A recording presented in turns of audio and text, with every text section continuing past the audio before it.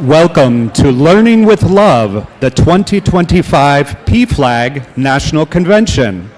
Please welcome to the stage CEO of PFLAG National, Brian Bond.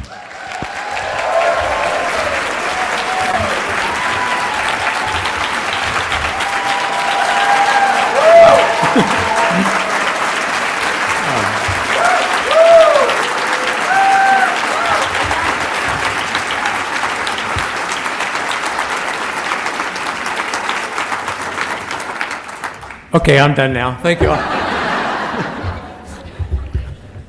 Welcome, everyone. Brian Bond here, pronouns he, him, his. For those of you I have not met yet, I do have the honor of being the CEO of PFLAG National. Welcome to Learning with Love, the 2025 PFLAG National Convention. Before we start, I want to offer a land acknowledgement. A traditional custom dating back centuries in many Native nations and communities. Today, land acknowledgements are used to recognize Indigenous peoples who are the original stewards of the lands on which we live. To that end, I respectfully acknowledge for the next 3 days that we will be on the lands of the Council of Three Fires, Ojibwa, Ottawa, Potawatomi, as well as Miami, Peoria, Ho-Chunk, Menominee, Meskwaki peoples, all of who have served as stewards of this region for generations.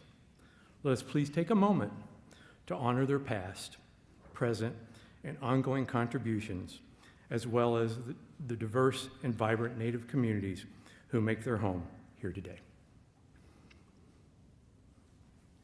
Thank you.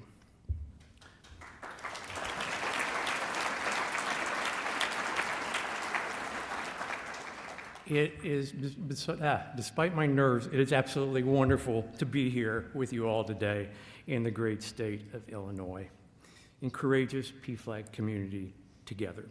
And God knows we need community now more than ever. We're a record number here today, nearly 500 of you from more than 38 states, plus the District of Columbia, Canada, and the United Kingdom. I'm going to offer up a few gratitudes if I could, so please bear with me.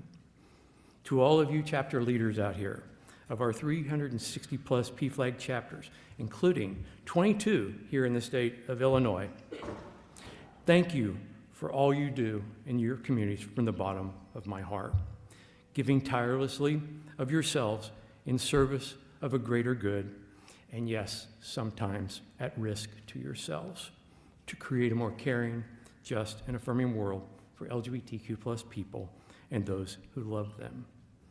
I especially want to give a big shout out to PFLAG Northern Illinois Council. We're so happy to be here in your backyard and thankful for all your help as we prepared for this convention this year. I also want to uplift a longtime member, local PFLAG member, Nancy Johnson.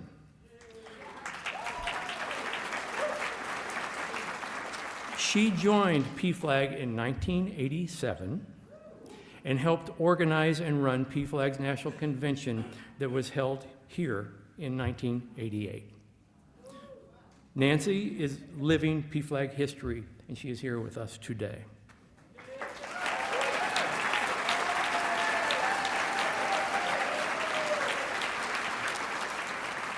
I want to thank the PFLAG National Board, run by my boss, Edith Guffey, from the great state of Kansas, for all that they do in support of this community, and the PFLAG National staff. Words can express my gratitude and admiration for the work you do. Every task now seems daunting, but your commitment to the mission during these challenging times is inspiring to me personally. Thank you. I also want to thank the Volunteer Regional Directors Council members that are here that are dedicated to the service of PFLAG's mission and vision, and for your support of the PFLAG chapter network. That was Chad, the Vice President and Chair of the RDC, who was doing that. And I do want to give a shout out. We have a couple of our former national chairs here, Susan Thronson and Jean Hodges, as well as members of our board alumni council who still give and support our mission incredibly all the time, every time I call. It is now my pleasure and honor to invite to the stage one of the members of the RDC, the Regional Director for the Great Lakes, Amy Orwig, who will introduce our very, very special keynote speaker.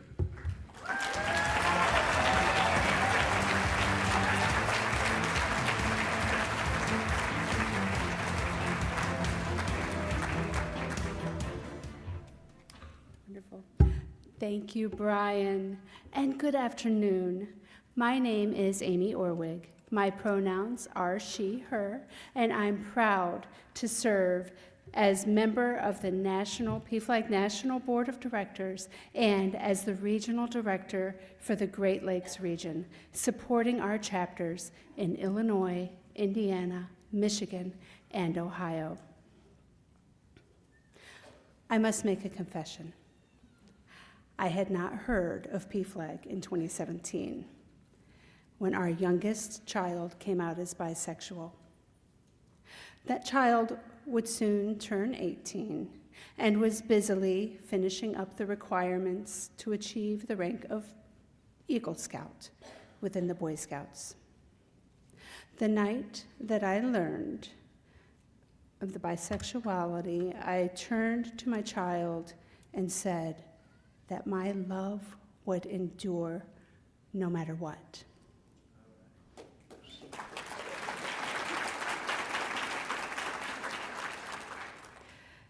But then I turned to Google.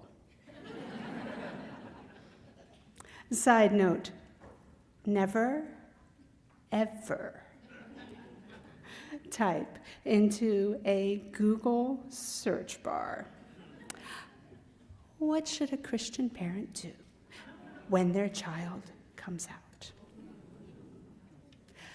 The pages of hatred aimed at the LGBTQ plus community and at other parents who had asked similar questions was overwhelming. The most prevalent piece of advice: kick your child out. Fortunately, though, there were also voices of love and support, voices that led us right to PFLAG. When our youngest child then came out as transgender on her 18th birthday, the information I had learned through PFLAG and other supportive parents helped me and my husband to be better prepared.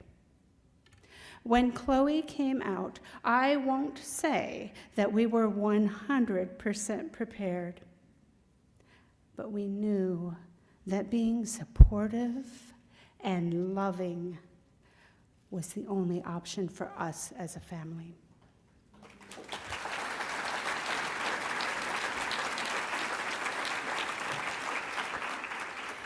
And I am happy to say our Chloe is thriving.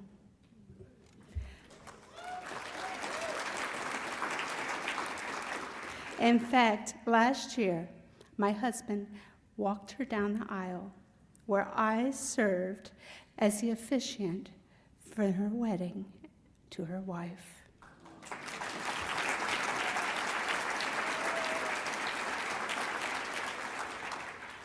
We are so very proud. And yes, our love will always be louder.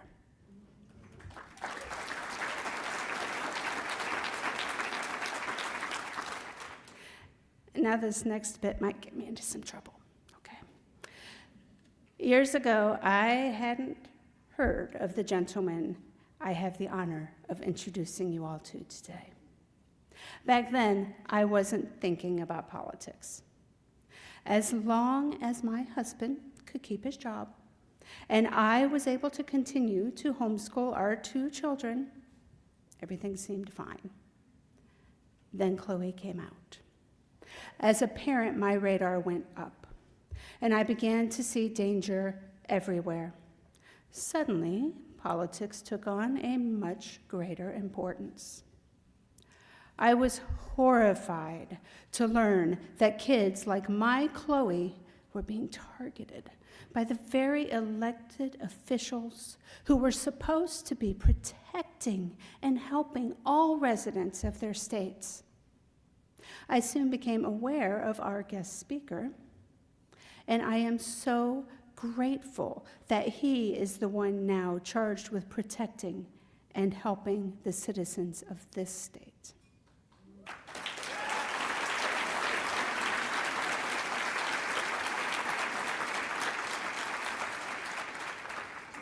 I first met Governor Pritzker at a pride parade in Springfield, Illinois. I was there showing our support for the LGBTQ+ community. Governor Pritzker didn't keep his distance the way some would. In fact, he walked right over and he thanked us for being there to show support. He even posed for a picture with us, proudly joining us as an ally for all marginalized people in our state.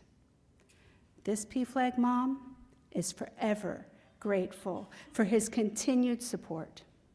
Because of him, kids like mine and LGBTQ+ people across the state of Illinois know they are protected here and can find sanctuary. He doesn't give lip service to this protection. He uses his privilege to make meaningful difference every day. That is why it is my honor and pleasure to introduce the governor of our great state of Illinois, Governor J.B. Pritzker.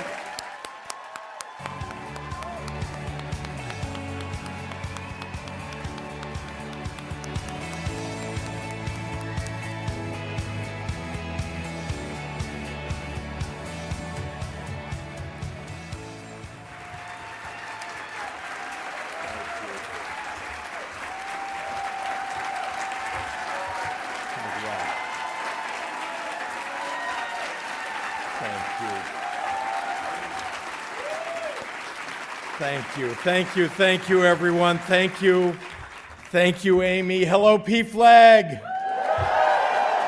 Love it. So glad to have you here. It's really an honor to be here with all of you. I want to thank Brian Bond for inviting me, and to everyone here for the incredible life-changing and truly life-saving work that you do. So before I say anything else, I do want to please, let's give it up one more time for Amy Orwig. Stand up.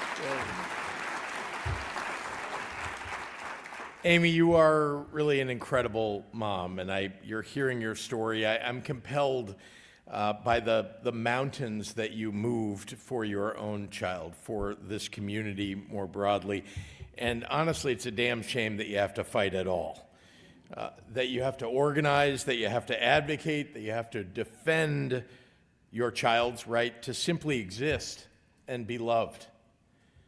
It's a damn shame that representatives in Washington, D.C., people who should know better, are spending our hard-earned tax dollars cooking up new ways to attack this community, to strip away freedoms and rights, and to make your child's or your family's or your friends' lives harder. But I want to be crystal clear with all of you. As a constitutional officer of this state, as the governor of Illinois, as an American who actually believes in freedom,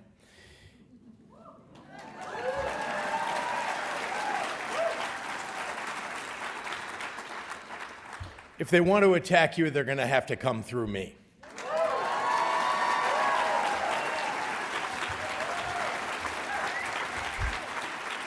There are transgender children right now looking out at this world and wondering if anyone is going to stand up for them. You are. I am. We will, together. I stand with all of you because I, like all of you, know that love and liberty are inseparable. Right now, we're fighting against people in power who want to take away civil liberties from a whole lot of everyday Americans. These are the same people who describe themselves as believers in freedom and justice. They've proven themselves, honestly, to be liars. But there are real signs of hope all around us. I know it's sometimes hard to see. But here in this room, the ethos of our nation, the values of the majority of Americans are fully on display. Courageous love in community together. People in this room represent some of the very best that our country has to offer. People who commit yourselves every single day to the fight for freedom, rights, and dignity of others. Here in this room are PFLAG leaders and members from all across the country. I understand 38 states represented here, and I love that. And you're doing the Lord's work, and your work is needed now more than ever. It's fitting that PFLAG was founded by a mother, Jean Manford, whose gay son, Morty, was beaten at a rally for just being who he was. Jean didn't just write a letter to the editor. She took to the streets, like many of us have to now.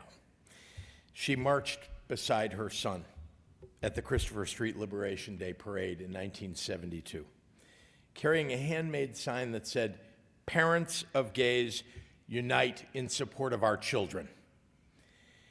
Her courage was fueled by love. Love for her son, love for her country, the belief that, frankly, that we must do better.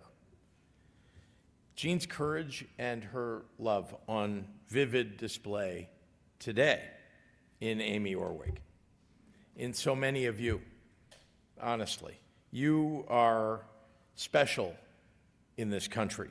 Why? Because your parents and families and chosen families are here fighting for rights, for American rights, for freedom. You're every single day doing what I think people hope in their lifetimes that they'll get an opportunity to do. You are doing. Whether you're a parent, you're a family member, you're a work colleague, you're a church friend, or a best friend. No matter who you are, we all have to be allies to one another, especially right now. We must love each other. We must be advocates for each other. So last year, Brian Bond was in court in Jefferson City. Where are you, Brian? There you are. I know that you were in court in Jefferson City, Missouri, as a plaintiff in a case to protect medically necessary care for transgender youth. And you were asked directly whether PFLAGers are activists. And you paused and you thought about it for a few seconds, and you said, if a parent loving their child, protecting them from harm, and making sure that they have everything they need, if that makes them an activist, then yes.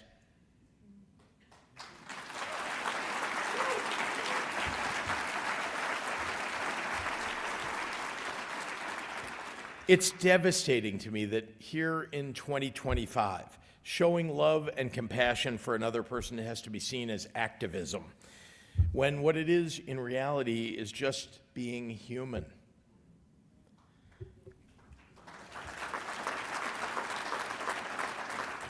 But it's so inspiring that even in this dark time in our history, PFLAG's volunteers and grassroots advocates are meeting the moment with more courage and more love than ever before. It gives me hope to know that in 2025, more PFLAG chapters have opened than ever before. What a story.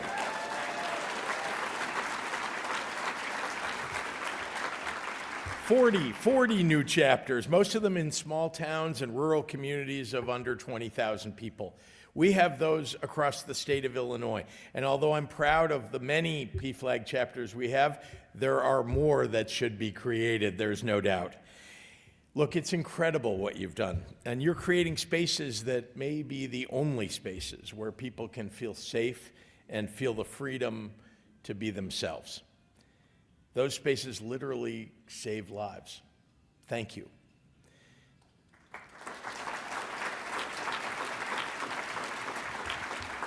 And PFLAG isn't just opening chapters. You're taking the fight to court, becoming the lead plaintiff in, and I love the name of the case, PFLAG versus Donald Trump.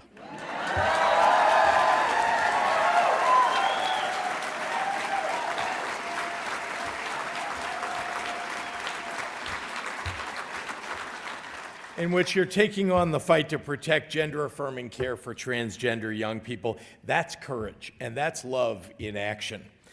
And that brings me to today. If I sometimes sound angry about what the Trumpers are doing to the most vulnerable people in this country, it's because I am. Right now, the people who claim to care about freedom the most are trying the hardest to take away their neighbor's freedom at every opportunity. In a country that has always defined itself as a beacon of individual liberty, the President of the United States and his people are trying to criminalize your humanity, your very existence, the people you love and know and have befriended. And why? Why? Why are they so obsessed with who you love or what you wear or how you identify? Why?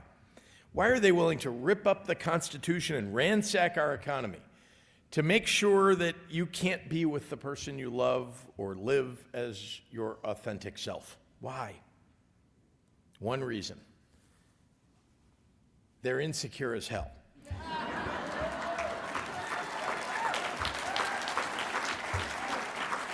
Or maybe better said, he's insecure as hell. And he's trying to distract you from his own failures. You know, whenever he's saying something nasty about people, it seems like it's often about me. But when he is saying nasty things about people, it's usually he's saying something about himself. And he's just projecting it on other people.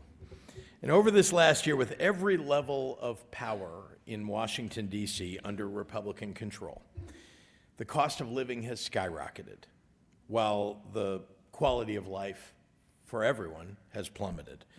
They've handed trillions of dollars in tax breaks to the wealthiest people in this country, and they're making working people pay for it.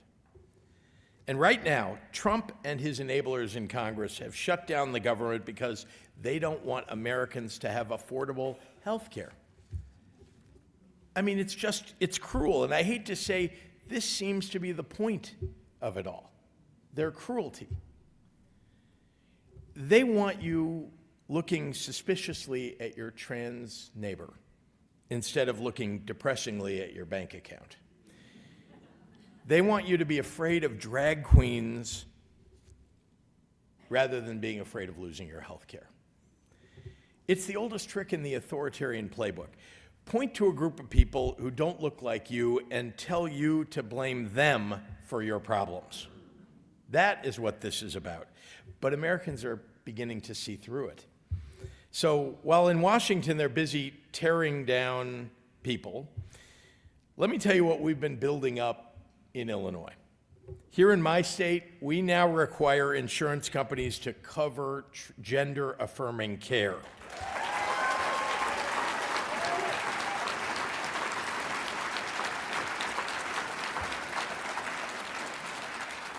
We're one of the few states where gender-affirming care is treated as equivalent to all other health care that's covered.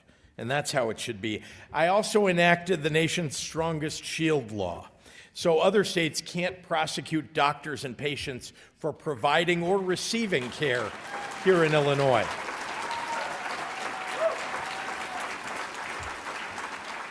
Also in Illinois, we require the teaching of LGBTQ history, so every student has the right to learn the truth. We safeguarded privacy and dignity by ending the rule that forced people to publish their name changes in the newspaper. And we also simplified gender marker changes on IDs and birth certificates. We created the Illinois Commission on LGBTQ Aging to ensure older LGBTQ residents are never invisible in our housing and healthcare systems. And we built some real basic infrastructure to celebrate and to protect equality, from proclaiming Transgender Day of Visibility to launching Illinois Pride Connect, a statewide legal hotline and resource hub for people whose rights are being taken away because they're LGBTQ+.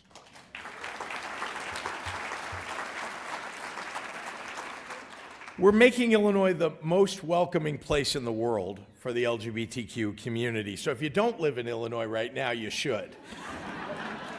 I'm proud of our state, and frankly, I'm not going to stop making the changes that are necessary and the improvements necessary to protect every single person in this state and allow them to be who they are.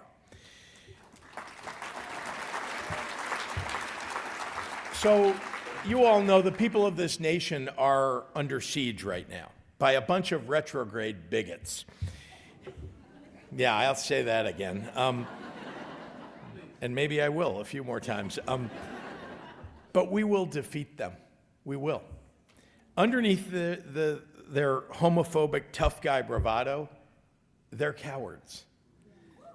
I've seen this before, mind you. I've seen this before. In 1978, a bunch of neo-Nazi folks, people, what do you call those people? Neo-Nazis. A bunch of neo-Nazis planned to march in Skokie, Illinois. It's a suburb filled with Holocaust survivors. The village sued to stop the march. The whole country watched as the Supreme Court upheld the neo-Nazis' right to march as a First Amendment right. And so they held their march with 20 of the biggest losers you could possibly conceive of. The Chicago Tribune wrote that day that the rally sputtered to an unspectacular end after 10 minutes. But that same day, and this is perhaps the most important thing about it, that same day, in that same location, 2,000 people came out to counter-protest. Yeah.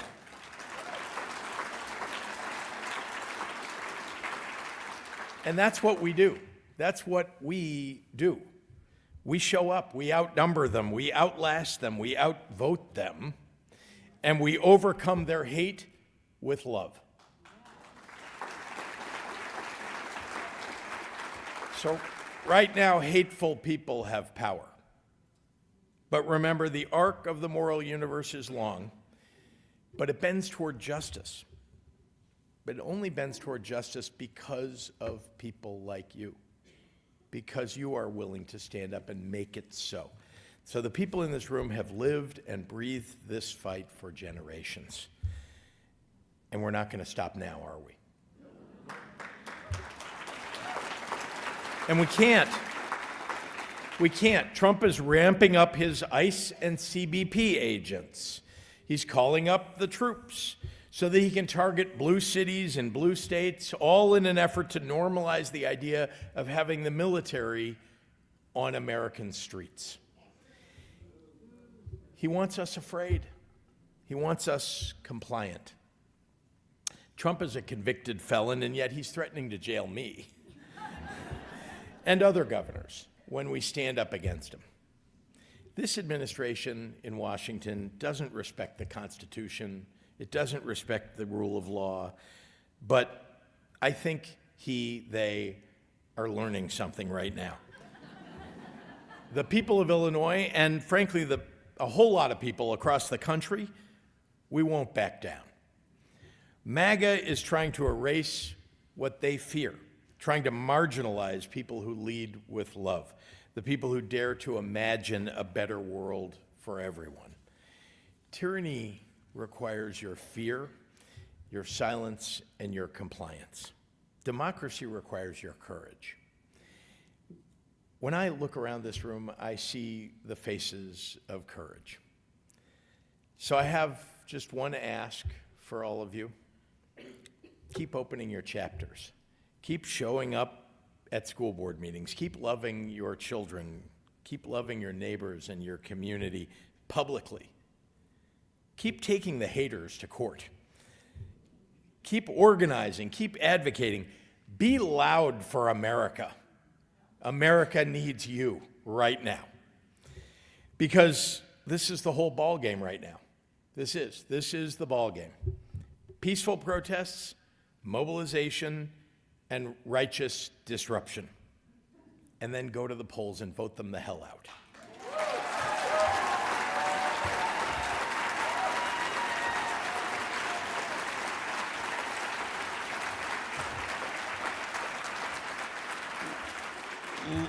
Love and liberty are inseparable. And no one, not Trump, not anyone, can take away what we refuse to give up, our dignity, our rights, and our freedom. So I want to say thank you. Thank you for all that you are doing. Thank you for being you.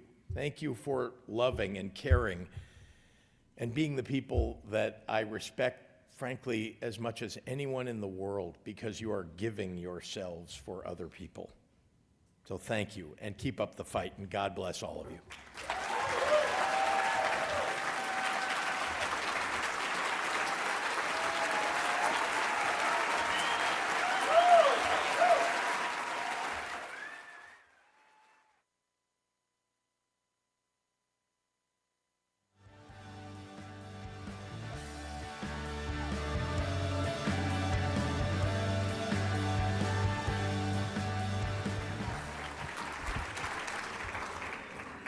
Thank you, Governor Pritzker. Give him another round. Let him hear it all the way out.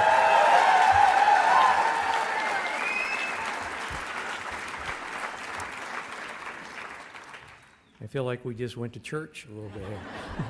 With a few bleeps in there. It's hard to compete with that. I'm truly grateful for when we asked the governor if he would come, his team didn't bat an eye. They were like, of course we will.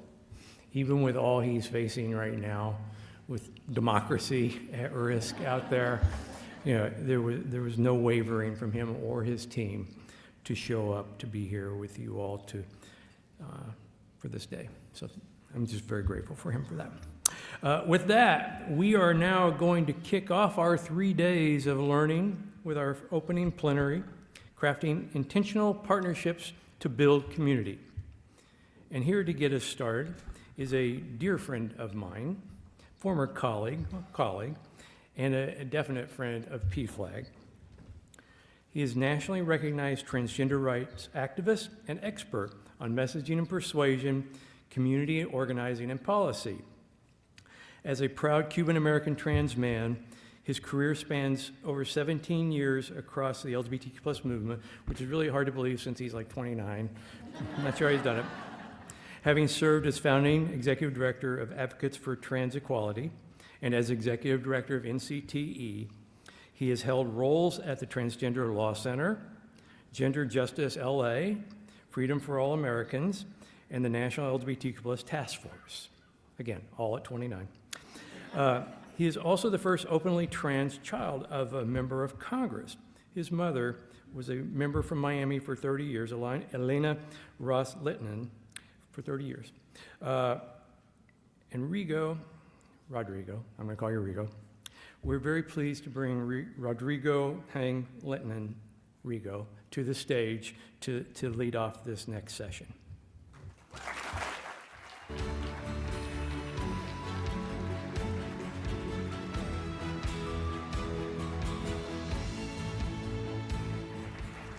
Thank you, Brian. Thank you for inviting me and also for making my being 29 years old a permanent part of my bio. I will be updating my document after this.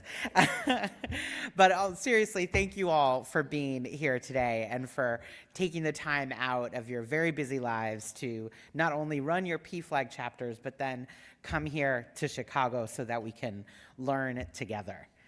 So today we're going to have an invigorating panel discussion about crafting these partnerships. We're really going to get into specifics in the spirit of making this as maximally useful as possible for your chapters. I mean, as Governor Pritzker already alluded to, we as Americans are up against some really dire straits these days. It is not just LGBT people who are under attack. It is many, many different marginalized communities. And that makes these partnerships more important than ever in the PFLAG chapters. Building partnerships across movements that have similar goals is essential to winning our rights. Liberation for one is liberation for all. And we all have a role to play in executing that vision. So today, we're going to gather strong leaders from many different social justice movements here today to sort of compare notes and wisdom about how we can all be as effective as possible. So with that, panelists, please come on up, take a seat, and then I'll read your bios and try to slyly get into the chairs without you, while you get in here. Yeah.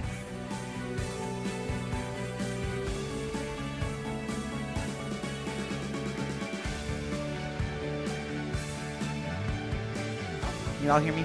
Yeah, while they're settling in, I'll do some introductions. So first we have Rafael Collazo, the Director of Political Campaigns for UnidosUS.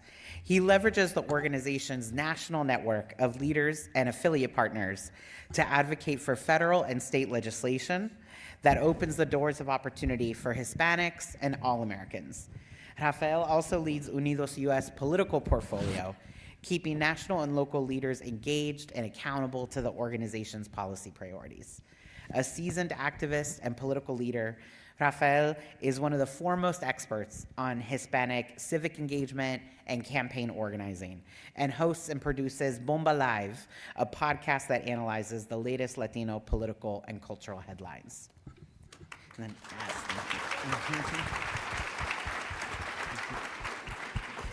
Dom Kelly is the co-founder, president, and CEO of New Disabled South and New Disabled South Rising. They have been organizing in the South since 2009, committed to building a progressive future for disabled people in their region. His previous roles as senior advisor and founding member of the Stacey Abrams gubernatorial campaign, and as lead fundraiser and advisor on disability for her voting rights organization, Fair Fight Action, led him to make his vision for New Disabled South a reality.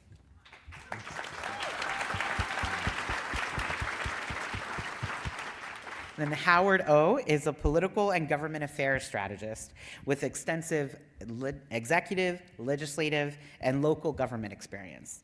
Most recently, Howard served in various senior roles in the Biden administration White House, including in the Office of Public Engagement as the president's Asian American, Native Hawaiian, and Pacific Islander liaison to the country. He also co-led LGBTQ+ outreach for the 2020 Biden-Harris campaign as the National LGBTQ+ and AAPI Engagement Deputy Director.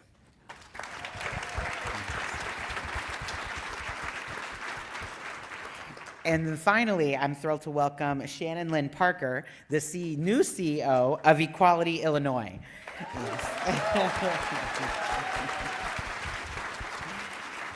Channyn is the first Black transgender woman to lead Equality Illinois in its 34-year history. And correct me if I'm wrong, but I think the first Black trans woman to lead any of the state equality organizations, right? Yeah, absolutely.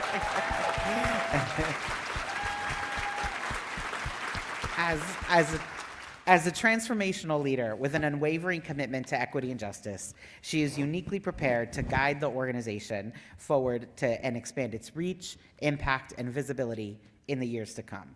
Her tenure as CEO will begin next month.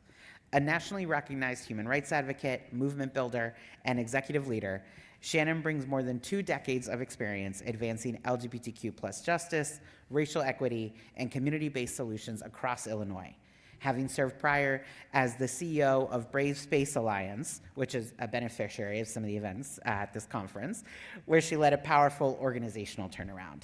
So thank you all for being here today. Let's dive in.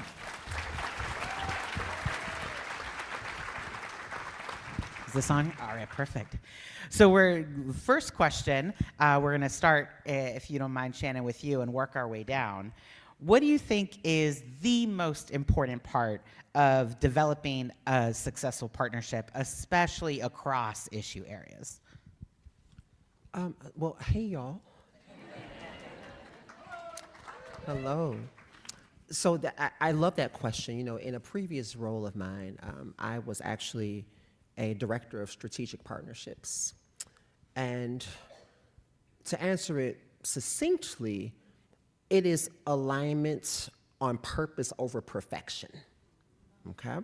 Oftentimes, we look for the perfect partner, the perfect opportunity. And I wrote something the other day where I said, we, in this moment in time, cannot afford to move at the speed of trust. As lovely as that would be, I think that we're going to have to build trust as we go along, certainly not encouraging us to build with people who are antithetical to our causes or enemies. But right now, we need to prioritize collaboration and focus.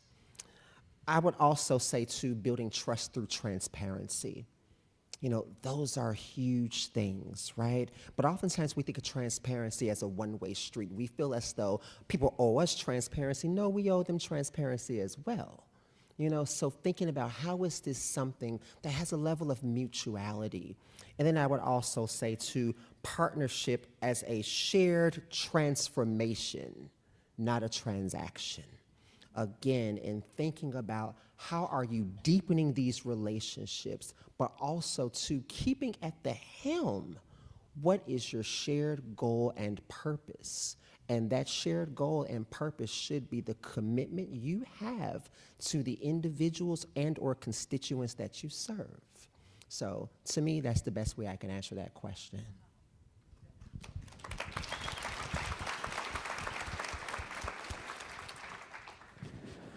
First, it's an honor to be here and see all of your beautiful faces, so thank you for having me.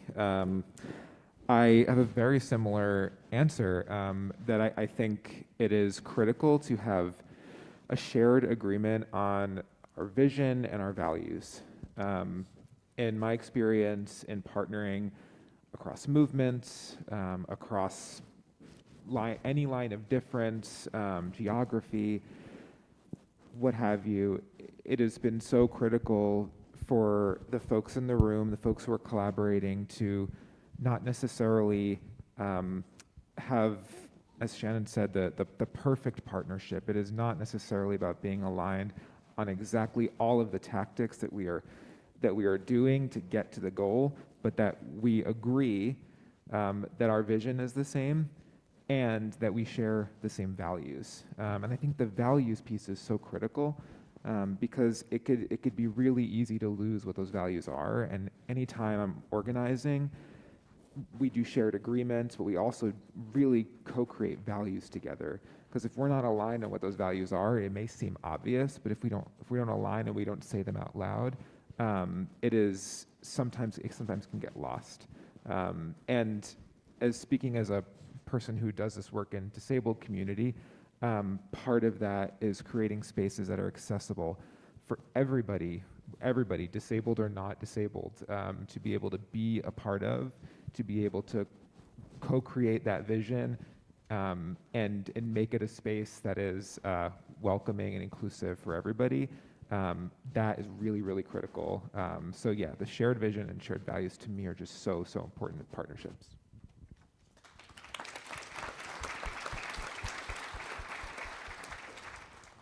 Good afternoon, everyone. I just wanted to first share how profoundly honored I am to be here today with all of you. I want to thank Brian and Jamie, Katie, Diego, and the rest of the PFLAG family for bringing UnidosUS, the nation's largest Hispanic civil rights organization, and myself personally into this space.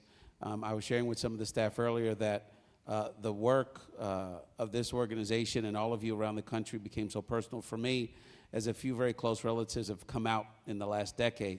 And just really it really gave me a very personal understanding of how critically important the work you all are doing and how beautiful the work you do helping families through love and understanding and accountability. So thank you all so much for the work you do and for us having a space here today. I also did want to acknowledge the fact that the governor obviously spoke in his remarks very keenly on this, but it is very sobering, but also hopeful, but I think very noteworthy that we are having this convening of allies and partners in a city that's currently under besieged by our federal government. And it's almost kind of unbelievable to say that, but I think we have to be grounded in that reality. And we should all leave Chicago after this weekend of learning and understanding and building bridges to really think about how, as PFLAG members, as our organization, as colleagues, do we stand up for each other in this particular moment?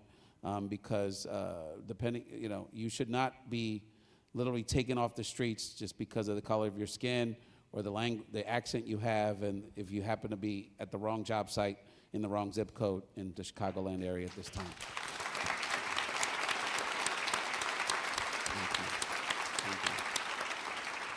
In that spirit, the part of the conversation I wanted to bring to the forefront is that this conversation for Unidos and I think the Latino leadership community really, and I would say for all communities, needs to start from within.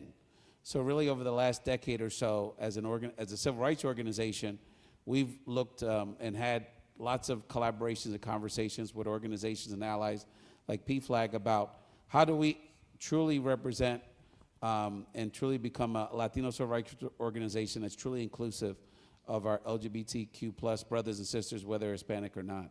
And so that's been a long journey, which could be a whole conference.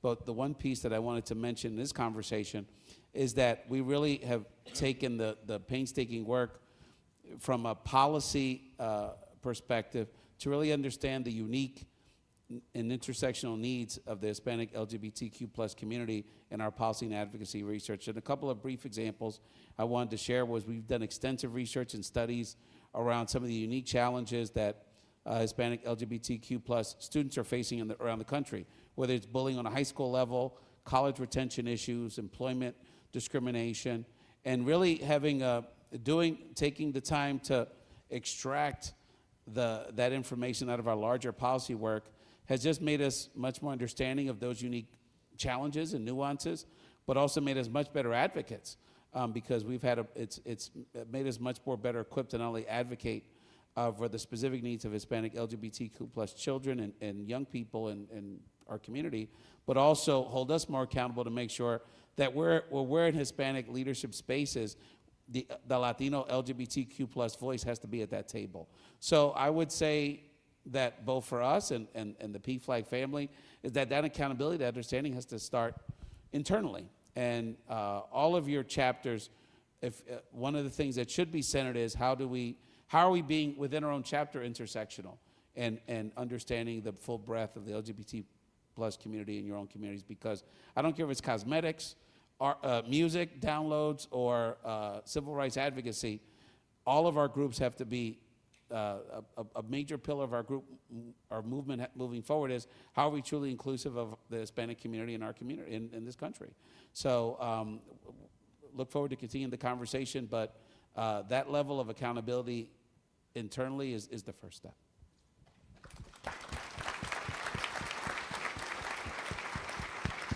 Hello, everybody. First off, I want to plus 10 a million to all my colleagues and everything they're saying. I wholeheartedly agree. I would also say applause for yourself because PFLAG, when I was coming out, I had wished my parents had known about PFLAG. I think it would have helped expedite where our relationship is today. So thank you all for just the work you guys do and the love you give. In addition to saying to plus 10 on trust, transparency, mutual benefit, communication, I'll go a different route here too, is on the plane as I was flying here, there was a movie that I saw and it was called A Nice Indian Boy. Has anybody here seen that movie? It was my first time seeing that movie and I was just struck by just how wonderful the movie was. I got emotional on the plane and there was a scene in that movie. If you don't know the movie, I'll just talk about it quickly and there's a reason for it. There's an Indian American protagonist who is raised by traditional South Asian parents. his sister was just in an arranged marriage, and he himself was trying to find love and find himself to be deserving of love, and he found a partner who was played by Jonathan Groff, so I'm sure you all know. And there was a scene where he brought his partner, his Caucasian partner, into meeting his parents. And he had a hard time expressing who he was and openly communicating his struggles, and also the fact that they had just got engaged or talked about engagement. And I bring that up because his partner then was unhappy with that and stormed out. And I talk about this because the importance of cultural nuance in building bridges and understanding that what are the hard truths that are not being said, that need to be said, or maybe are not able to be said at the time. How do we bridge those gaps? How do we instinctively and intuitively help create those bonds there? And when he saw his partner stormed out, he was honest with his parents, and he said one line that just reminded me of my dad. He said, "Dad, I know you're uncomfortable with me being gay." And by him saying that, it didn't mean his dad didn't love him. It just meant that there was some bridges that needed to be built in terms of understanding where they're coming from. And that is how I see strategic partnerships and authentic partnerships, a reciprocity of understanding, of communication, and what are some hard truths that can't be said, but maybe can still be answered by everything that you guys are doing. So, thanks. I'm going to add one more thing, and again, I'll be very succinct. Here are some really, really easy steps. One, start with the end in mind. Envision where do you want to be. Two, identify the gaps. What is it that you don't do that another strategic partner potentially can? Again, if you have a partner that is identical to what you do, then that's a replication, that's not a partnership, you know? And then three, have metrics that define what success looks like. You know, again, just thinking about what are those practical pieces for success. So I just wanted to leave that there as well. Love that as a concrete tool. I think that's so helpful for so many of us. I'm going to jump to what between us had been the third question. I'm going to jump to that because I want to build off of what you said about acknowledging some hard truths and what it means to work with someone who may not be all the way there with you on certain issues. So there's this phrase, meeting people where they are. How many folks have heard that phrase, meet people where they are? Yeah, most of us, right? Like this is like a very used phrase, and I really love it, but I think it's also kind of a buzzword, buzz phrase, if that's a thing, where sometimes we might say it without really knowing what it means. It can be kind of cliche. So I want to unpack it. Like, what does it mean to meet people where they are? And more specifically, how can we work in partnership? What are some good practices to work in partnership with other organizations with whom we are not completely aligned? You know, we have some things in common, and that's why we're partnering, but we don't have everything in common. Maybe we haven't, you know, maybe we even disagree on some other issues. So what are some best practices for working across that? And what does it mean to meet people where they are? Anyone want to jump at it first? I'll jump in. Yeah. Presence over perfection. You know, again, I think about LGBTQ communities and a lot of organizations. And let's say, well, this has happened, there is a partnership with the church. There are folks who feel particular ways about the church due to some historical dissension. But one of the keys that I've used, particularly during COVID, when we were building a lot of COVID partnerships, and we did a lot of that with the church, I said, hey, you know, we're a lot alike than you would think. We believe in feeding the hungry. We believe in clothing those who are without them. We believe in visiting the sick. We believe in caring for the widow. We believe in caring for the orphan. We believe in justice, right? So I guess we can say, well, my goodness, we fulfilled all the Beatitudes, don't we? But again, it's the common ground that makes folks go, huh, I guess we're right. And yes, we have some fundamental differences here and there, but honestly, we really don't. So it's so hard to dislike up close. So once you begin to really anchor the would-be or partners in commonality, it's so much easier to move together. So that's how I look at working with individuals who we initially bristle up at, but we have to do that internal interrogation to ask ourselves, what is it about this individual or this mission that makes me do that? And from there, we move in lockstep with each other in service of a common goal.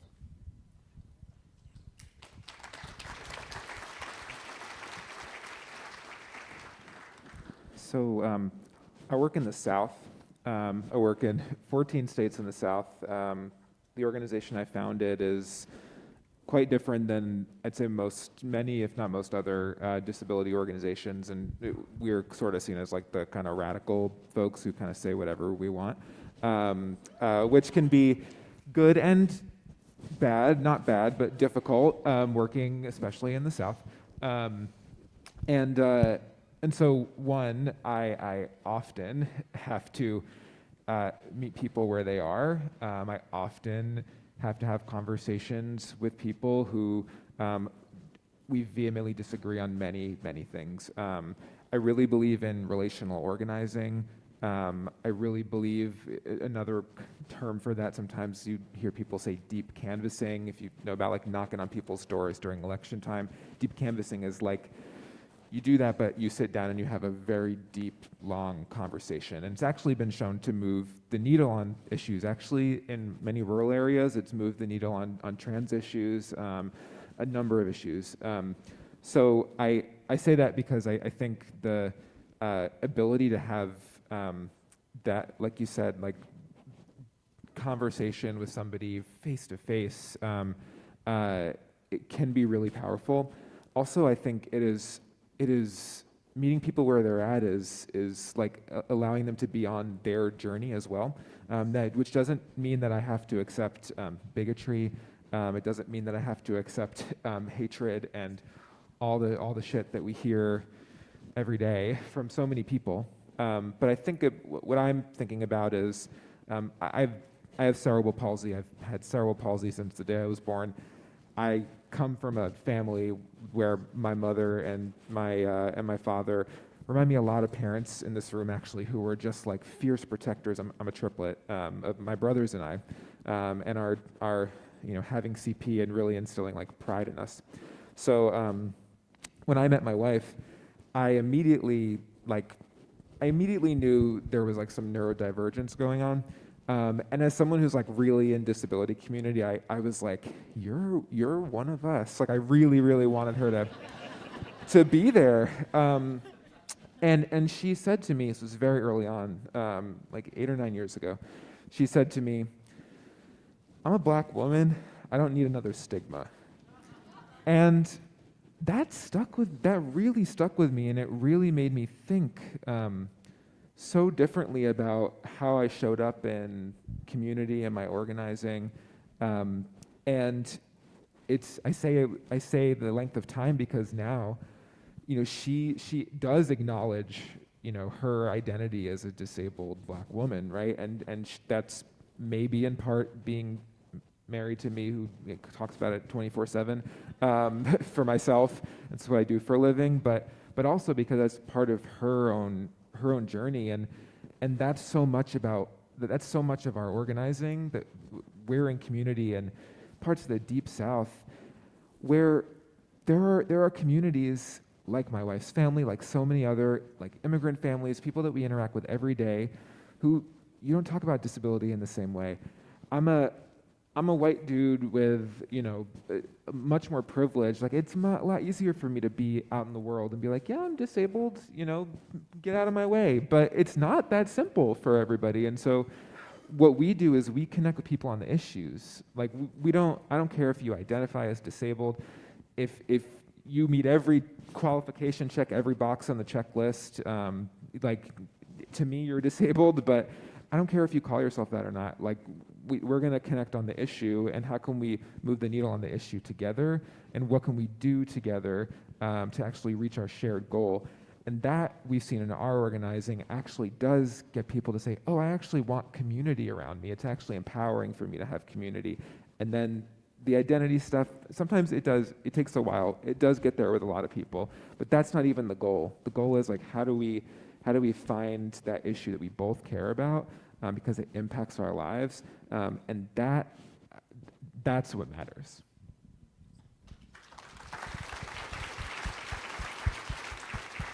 I want the organizers in the room to understand two things. One is, remember, as you're engaging other partners, you're not aligned on these issues yet.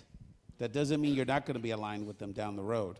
And part of that process of organizing, of relationship building, of understanding is accountability. We have, and I'll take this out of into a space to give you this example. We do a lot of, at UnidosUS, we do a lot of advocacy around, like we all do here, around the federal budget every year. And obviously this was an extreme case with this past session, but in general, you know, the benefits like child tax credits, earned income tax credits, you know, and a lot of the federal safety net programs are always on the chopping block, particularly for, you know, communities of color and immigrant populations. And so we are at tables in economic justice spaces where we know there's many powerful voices at that table that would go behind closed doors and cut the immigrant access provisions to these as part of a negotiation if we let them. And so part of those conversations is we're being transparent around, we know that this traditionally has not been a priority for this table, but we're at the table now, and we need it to be a priority. And if you don't make it a priority in this battle, we're going to continue to hold you accountable for that. So it's not that, it's understanding, but with the transparency and the advocacy around, this is an issue that's important to us, that if this is really going to be a partnership, it needs to be important for all of us. And I plus 10 and million to everything my colleagues have said as well. And you know, what is the best way to make somebody, how do you best approach your enemies, quote unquote? You make them a friend, right? So I'll approach this question in a different round as well. I've been out of government for about, 10 months now, and I'm currently on a bit of a sabbatical. And so when Brian Bond says, please come join our panel, I said, of course. The reason I was in sabbatical is I just needed time to figure things out, to do a reset, and part of that reset was I just embarked and finished what's called the Camino de Santiago. Not sure if you've heard about it, but it's this pilgrimage that you walk hundreds and hundreds of miles. I walked 600 miles from the span of Spain just to be connected to the higher up, to myself, and to figure things out. And they say people you meet along the way are reflections and messages of who your life is and how they can help you and vice versa. And one of the most transformative relationships that I made on that Camino, and it's a Catholic pilgrimage, so you can imagine there are a lot of those from America who are very spiritual, very conservative. I met a group of women from Texas, and one of them in particular, we became very, very good friends because I kept seeing her at these different towns, and at one point she said, do you want to join me for Mass? I said, yes, we couldn't find it, so we had lunch together, and she asked me why I embarked on this Camino, and I told her I was unloading a lot of things and figuring things out, and also I struggled coming out with my parents a long time ago, and something told me to tell her that, and by telling her that, she told me that she had a gay son that she was estranged from, and she is from a very conservative town in Texas. And we both realized in that moment that we were meant to meet, and I kept seeing her along the way, and she said that her son, Mother's Day had just passed, her son had not texted her, and her birthday was coming up, and she was feeling abandoned and said was going through it, and she said because she voted for who she voted for, her son had stopped talking to her completely. And so in that moment, I helped her, I hope, understand perhaps where he was coming from and the fear that he was coming from and the anger that was coming from, especially from the favorite woman in his life, his mother. And she helped me understand perhaps how my parents struggled when I was coming out. And I just kept seeing her along the way on these different paths, and I just realized that it was just a transformative moment where we met each other politically, ideologically, really different, but our shared humanity about what is possible, and her love for her child and my love for my parents, it brought us together. And her son didn't text her on her birthday, but she said she felt the peace and knew that in time he would get there and she would meet him in the middle because of my conversations with her on that Camino. And so I told her about PFLAG. I said, there's a community of people out there that can help you. That you just have to find, the right people and to help her build community. So, I started with a statement of saying your enemies become your friends, and she is now a good friend of mine, and that friendship is something that's been transformative as I continued and finished that pilgrimage. So.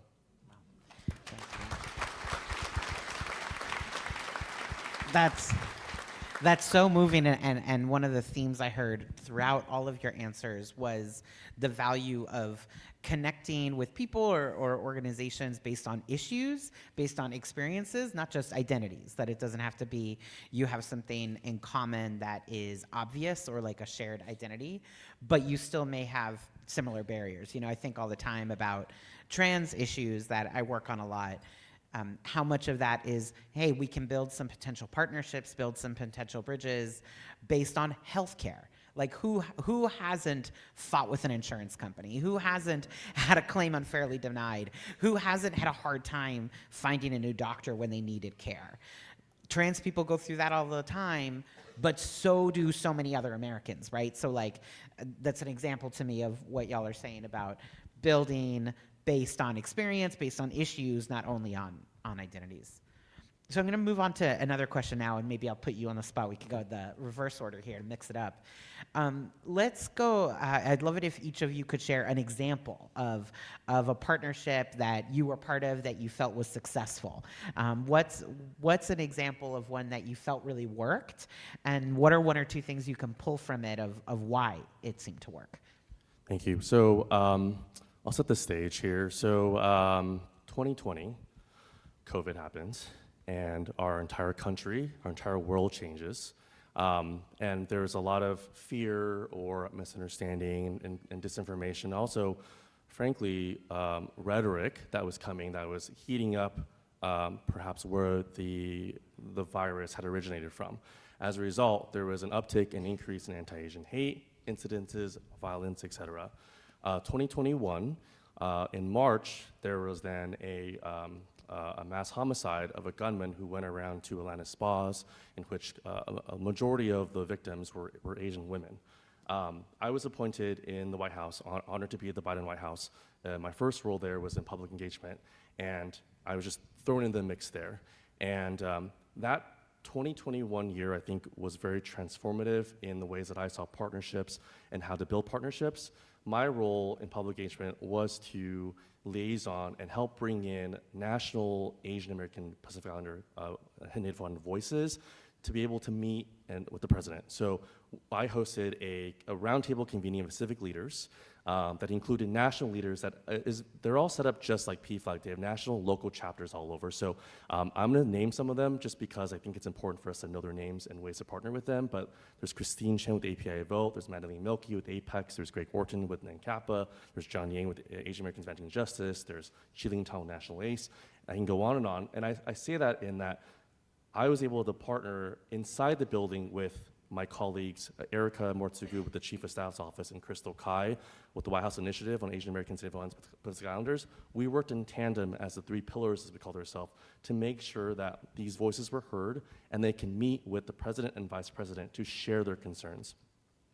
That dynamic and that relationship was ongoing and fluid and evolving because we expected these groups to hold us accountable, the president accountable, the administration accountable on things that we may have missed and we wanted to solve.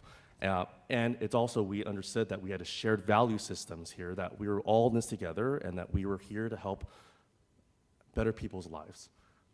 That year continued where the Asian American Foundation then had a huge financial commitment, multi-million dollars, close to $1 billion. They said of commitments to help build its infrastructure to help these national groups and the community. And from there, what happened? The White House worked on an executive order that then issued all the agencies across the administration to work on ways to combat anti-Asian hate. What did that look like? Cultural education, language access. So to me, that was an example of outside, inside negotiation, partnerships, evolving conversations, but also tough conversations about what was needed in a moment that needed to be solved and needed some healing. So.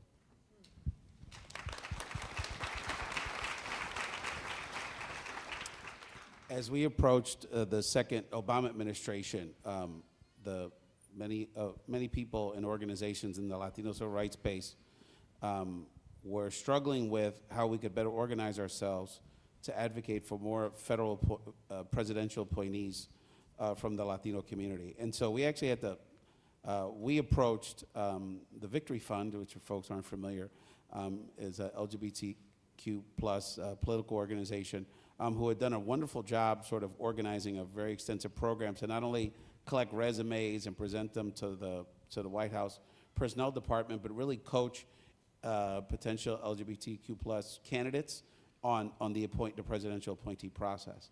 And so there was a lot of lessons out of that. It was really kind of sort of a fundamental change in how we looked at intersectionality and also developing this sort of capacity. So, you know, ultimately, the Victory Fund was incredibly helpful to us in this space to develop a similar program in the Hispanic space. But there was so many more lessons from it than just building that capacity. It was understanding, acknowledging that we didn't have the tools and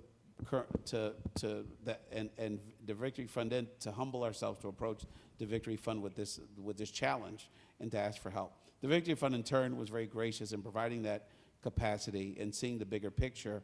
And as we went through this process, there were so many lessons around that we got well beyond just how to help professionals try to get federal jobs. It really gave us a greater understanding of the intersectionality. We were finding in that process, among other things, that we had a lot of Hispanic professionals in the DC area that were actually going to Victory Fund instead of coming to us because they felt there was a better process and they were on some level more welcomed and in that teaching process. So there was a lot of lessons that we learned around intersectionality, around understanding the need that LGBTQ plus Hispanics have unique challenges that we need to build more culturally competent capacity to address. That stretched well beyond the LGBTQ plus community. I think it gave us tools that we were able to utilize as we've engaged over the last decade to have a greater understanding and provide greater support for the Afro-Latino community, as one example. So, you know, kind of partnerships also involve humbling yourself with understanding what you don't know and having partners that will open themselves up to sharing that knowledge and helping provide you best practices.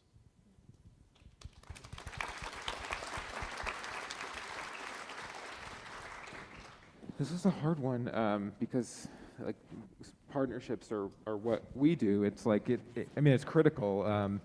One I'm most proud of. In 2023, we were going into legislative session. This is the very start of the year, and I live in Atlanta, Georgia. And in our state, like many other states in this country, we have waiting lists, very long waiting lists for Medicaid waivers that would give disabled people care in their own homes instead of in institutions or nursing homes. And the community in Georgia had been working for a long time to get this waiting list to get funded. And at the time, the waiting list was about 7,200 people. And we heard stories of people who were on the list for 10, 15, 20 years, waiting for waivers, parents whose kids waited from the time they were 4 years old till they were 19 years old and finally got a waiver, and kept folks in poverty, and just a really, really critical issue. And because it's like sort of a niche, wonky disability policy issue, it was not an issue when we would talk to your average everyday person that they would be like, what is home and community-based services? I don't know what that is. So what we realized was that we were not doing a good job, and I mean we as in like the broader community, of talking about our issues in a way that anybody can understand. So plain language is a really great way to do that. It's an accessible way to write. That's great, not just for folks with intellectual disabilities, but actually for everybody. So we had been working on at the time a tool that I dreamed up one day, which we have now. It's a dashboard that translates bills, legislation into plain language. That lives on our website.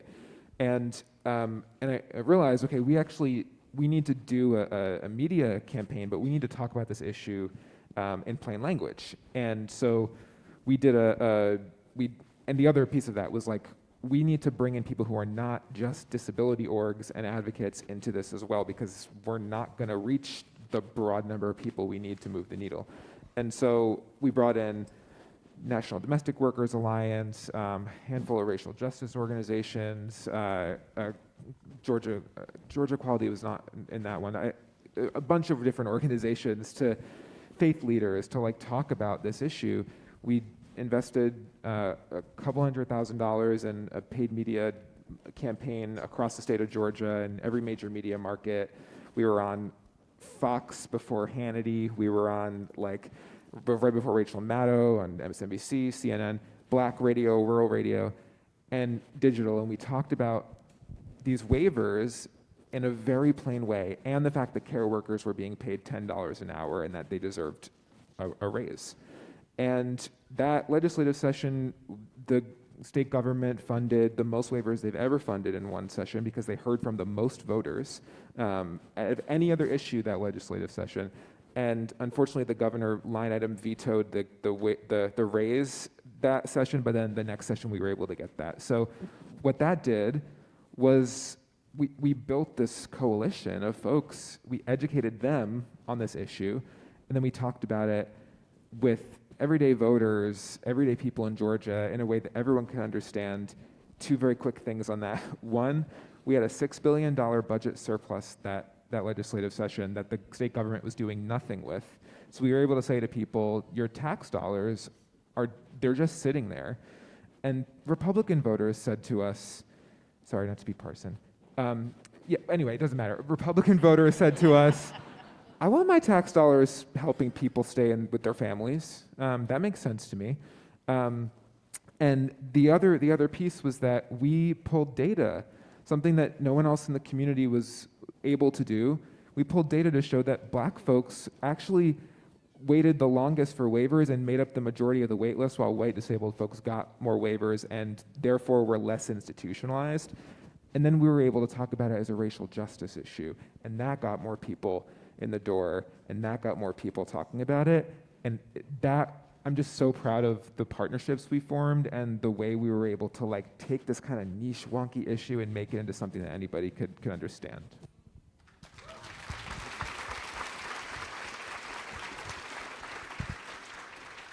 So I was sitting here laughing because I was thinking about this one partnership, and I was like, oh my God, like, Channyn, do you really want to share that one? So the nature of my work is bipartisan regardless, as you can imagine. And so I talked to some very interesting folks who we sometimes disagree, but it's okay, right? So I'll give you a very brief institutional example. We build partnerships across the state of Illinois called our statewide network, where we help to build capacity for a lot of organizations that are smaller and have smaller budgets. Okay. I'm still sitting here like, God, do I want to share this one with y'all? Okay. All right. So it was during COVID, and it was during the George Floyd uprisings. And in the Little Village community, there were some fiercely protective folks saying, you better not come over here doing all that stuff. Well, at this time I worked for the largest LGBTQ clinic in the Midwest, and we were doing COVID vaccinations and COVID testing. So this national gang who puts this edict out saying, you better not come over here doing all that. I was like, oh my God, what's gonna happen to folks who need to get vaccinated, who need to get tested for COVID? So me being me, I saw the person, and really handsome to boot, my God. And so I saw the person, I was like, okay, let me just see if I can find him on Facebook, and I found him. I got the inbox to this day to prove it. So I inboxed them. Hi, I'm Channyn Parker. I work with Howard Brown Health, and we have a clinic in your neighborhood. I'm aware of a lot of the concerns that you have about folks from the outside coming in because there's a lot going on right now. I wonder if I could have a moment of your time to meet with you to talk about what we do and perhaps create some safe passage opportunities. Lo and behold, he inboxed me back. I was like, oh my God, wow, okay. And he was just like, yes, I don't do all this inbox stuff. You can give me a call. I was like, okay, fine. And we met, and some other people and me met. So me, black trans woman, hey y'all, you know, but we had the most delightful exchange, and they expressed like what their concerns were and why they held their posture. So they said, but you all are doing such good stuff, and it's so important that, you know, you're taking care of people and getting them vaccinated. We give you our word that we will give safe passage to your community. And in turn, I said, well, you guys should get tested and vaccinated too. I was like, you know, you really should. And guess what? They got tested and vaccinated. So again, it's about keeping the end in mind. The end in mind for me was, my God, like our community is afraid, you know, to come in and be vaccinated and get tested in a community that is filled with gig workers, you know, with folks who didn't have the privilege or access to stay home like a lot of us, like a lot of us did. So again, right, strategic partnerships aren't always sanitized. They don't always have this traditional frame. Sometimes you got to get in the trenches, and you've literally got to go to people. You've literally got to go into the streets. You've literally got to go in there and get in it, because this is about people. So I'll show you my inbox if you're ever interested. But yeah. That's incredible. And another thing I'm hearing from that is actually getting on the phone. It's a lost art. This is my personal plug to rescue the telephone as a means of communication. It's so easy to get digital only, to do social media or email, and things can get misconstrued that way. You don't get tone, right? You don't get body language. You don't get a lot. And there's a lot of humanity that gets kind of rekindled, whether it's face-to-face or phone or what have you. So we've got just a few minutes left. So our last question is, what do organizations like yours need from organizations like PFLAG, whether that be PFLAG National or whether local chapters?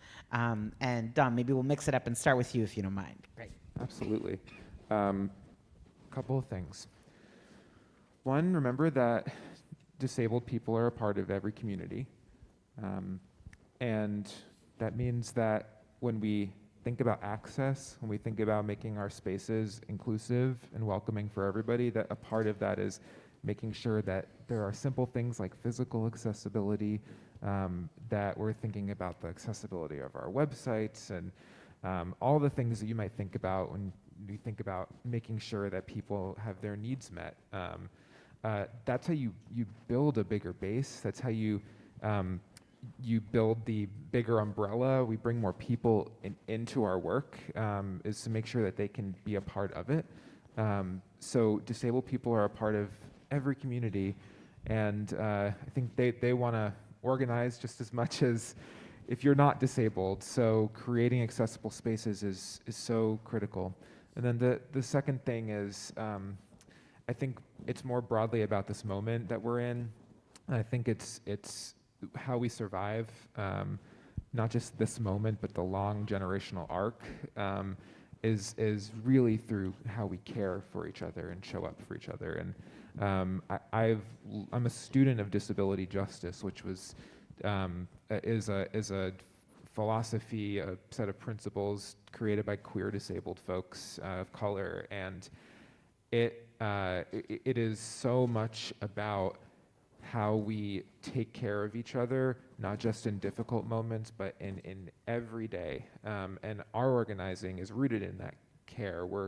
We help build care webs, like connect people in their local communities to each other when the state doesn't provide you enough care or any care or whatever it may be. You have these networks and communities where we help each other get groceries or get dressed or get your medication or whatever that might be.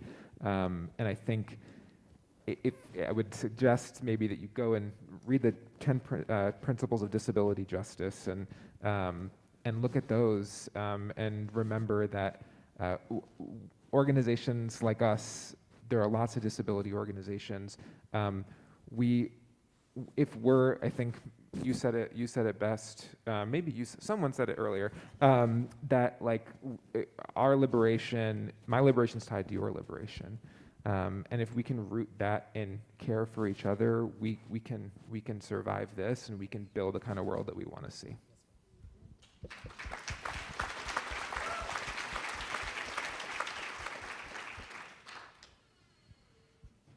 I can jump in. Two things. One is that, make a commitment when you go back home in the next 12 months to take this conversation, move it a step forward in your local communities. From a Hispanic perspective, UnidosUS has over 300 local affiliate organizations, do a wide variety of programming. Many of them provide support for LGBTQ plus youth and families. We can work with the PFLAG family to kind of connect you. You almost certainly have at least one affiliate in your local communities, and start building that relationship and grow that relationship. You'll probably find there's a lot of synergies and a lot of opportunities for you to work together to service your families. And then the other one is I guess more obvious, but I think kind of the challenge of our time, which is we all have to speak up in this moment. We've shared it many times today, but every day there's people in communities like Chicago that are getting kidnapped by our government. And we don't truly know, and probably won't know, unfortunately, for a generation, how these people are being treated, particularly the most vulnerable of that population, whether they're young people or LGBTQ plus or the disabled or seniors in that population. 20 people have died in ICE detention this year. And so it is critically important for all of us, particularly those that understand that service the vulnerable in our society, like we have in this room, to speak up and speak up about it, because it's not going to be very long, unfortunately, that it's going to even impact the LGBTQ plus community even further. There's been people in this administration's orbit that have talked about imprisoning transgendered people and all kinds of incendiary things. But it's the time to all stand up together and make your voice heard in this fight right now. Thank you.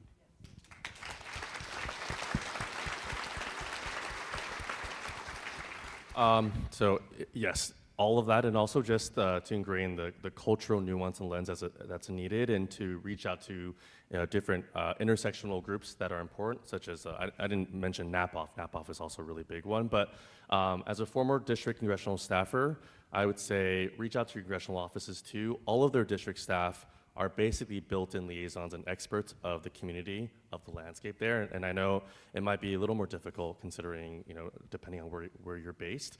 But just know that they are a resource there. They're meant to be a resource to serve all, and they are experts for their bosses, their member of Congress, to know the landscape.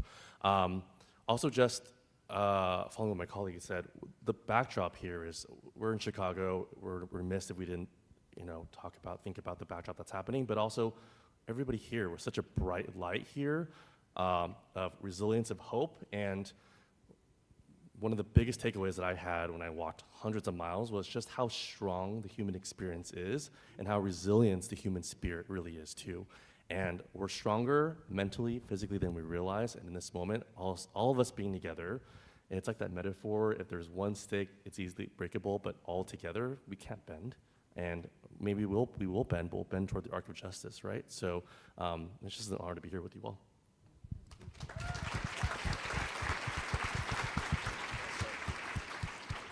So I'm looking around this room, and there's a couple of hundred people here. And the beauty about that is each of you have the ability to use your platform to expand empathy and challenge misinformation. We know that our opposition won the election based off of a huge misinformation campaign. So each of you have this opportunity. Like I said, there's several hundred people in here, but collectively, you all have access to thousands of individuals, thousands of worlds. I always say that there is one planet we live on, but there are 8 billion worlds. Okay, so amongst you all have this unique opportunity to shape and bend and change some perspectives that I will never have access to, because there's some folks who will never hear me because of their misconceptions and misperceptions and fears and all of these things. But who they will hear?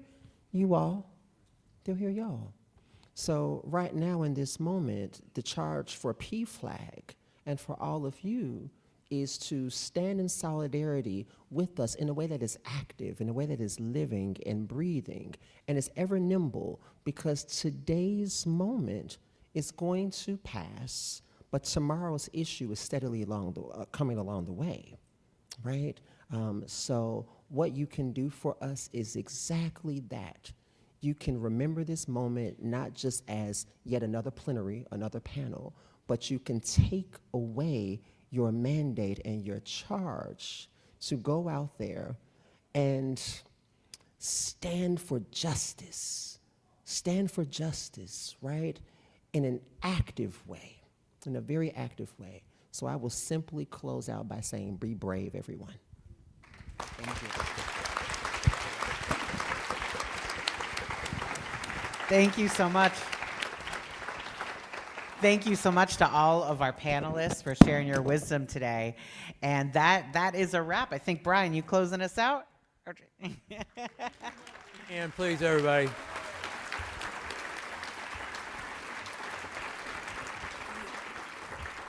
These are really busy folks, and I truly appreciate you taking the time to be with us. We will take what you said back, the team, and some of it we're already doing. But there's more we can do, and very grateful for you all. All right, folks, that's a wrap for today. Lots of trainings tomorrow. We'll see you there. Thank you. Enjoy the rest of your night.